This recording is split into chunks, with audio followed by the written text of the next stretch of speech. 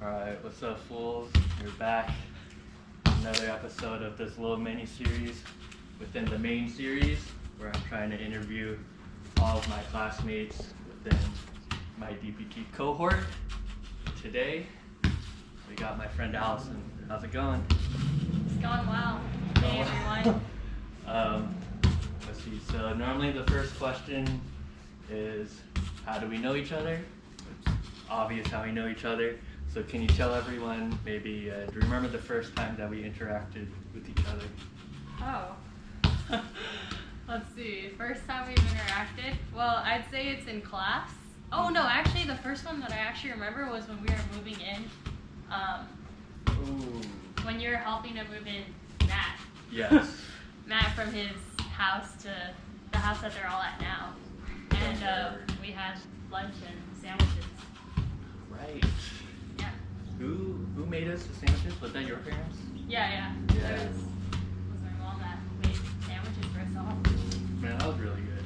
I remember that. You like the vegetarian sandwiches? Yeah. I mean, I'll take food however it comes to me, so Yeah. it's all good. And I guess since we're playing soccer, that's kind of what your past experiences are in. So do you think you could kind of expand on that and tell everyone what either your past or your current work experience is in? Sure. And then maybe the patient population that you want to work with afterwards. Okay. So, I love soccer. I played soccer competitively for over 20 years, up till college and a little bit after. And right now I am a high school soccer coach, personal soccer coach, and I also coach on a club team when I'm not a full-time student with the physical therapy program. So the population I'd most like to work with is athletes, preferably soccer players, just because I feel like I can connect to them best. So that's like my goal going forward. All right.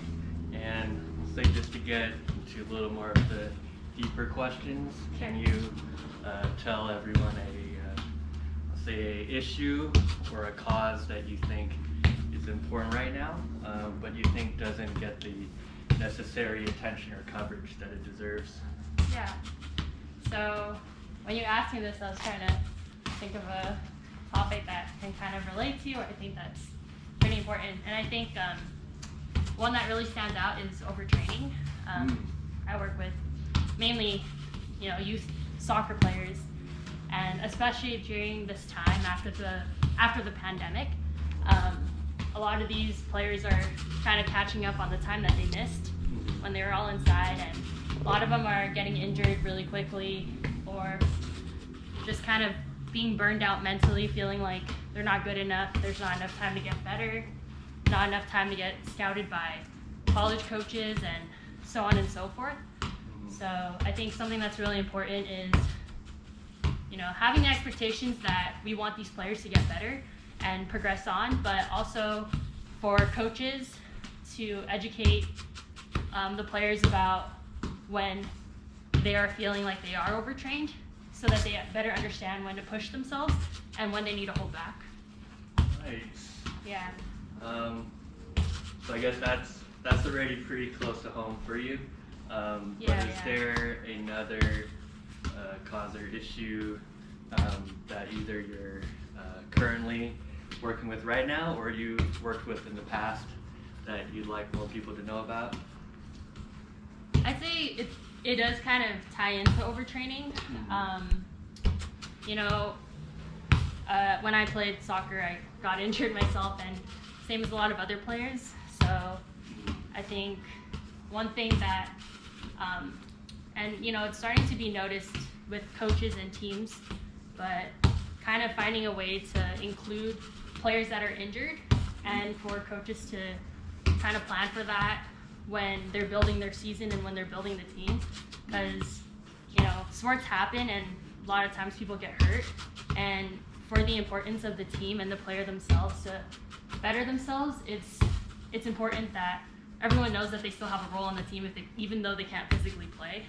So kind of touching off of the overtraining and that inclusion aspect, I guess you could say. Yeah. Yeah. Oh, nice. say just to kind of conclude our conversation, can you tell everyone what your goals are right now? They can either be short term or they can be as long into the future as you want it to be. Yeah.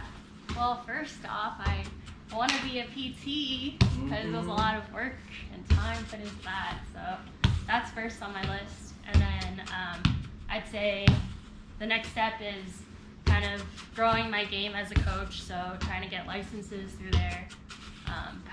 Possibly like looking to get our CSCS, since most of us in the PT program already have the degree and we just really need to study and take the exam. Yeah. So yeah, just going forward, implementing physical therapy and soccer. That's kind of my goal. Nice. So yeah, thanks for letting me interview you today after I wouldn't say a long day of lab. It was kind of short, to be honest. Pretty relaxing. But it was definitely interesting to kind of hear your take on my prompts, especially since I grew up playing soccer too. Definitely not I at the didn't level. know that actually. Oh. Explain to your passing skill. Yeah, no, I played in, I'll say, elementary school up to middle school. What position?